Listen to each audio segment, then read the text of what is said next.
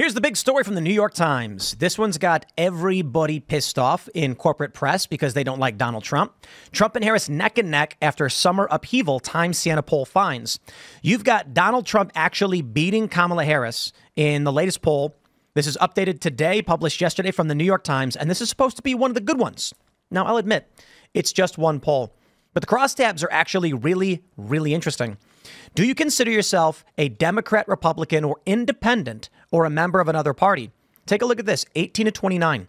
Only 26% say Democrat.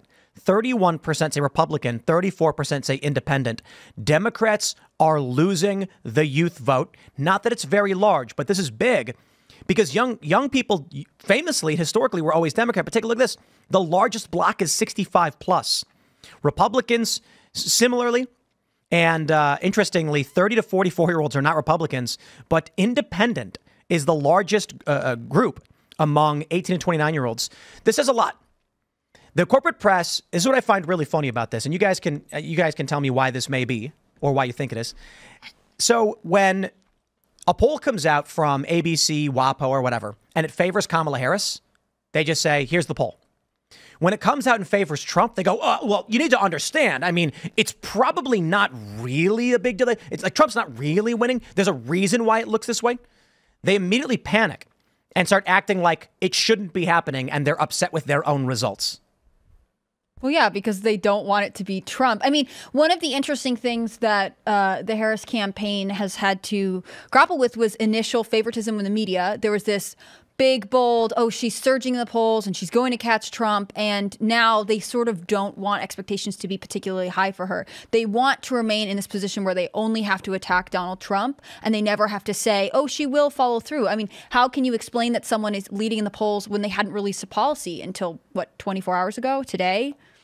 What I'm curious about on the other crosstab with the youth vote, where it was 18 to 29, 26 for the Democrats. Do you think that's because they are too progressive or not progressive enough for younger people that number is?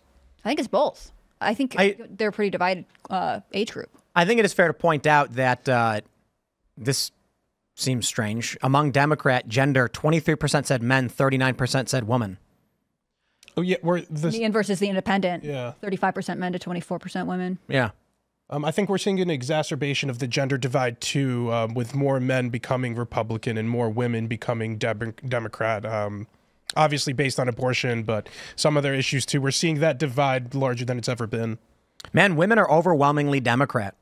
And I just think that's very interesting. Well, it makes sense because women care about abortion. No, I just saw the movie Twisters, okay? I'm going to tell you exactly what's going on. Have you guys seen the movie Twisters? I have not. It's actually really good. I actually really enjoyed it. We need to bring back movies like Twisters, okay?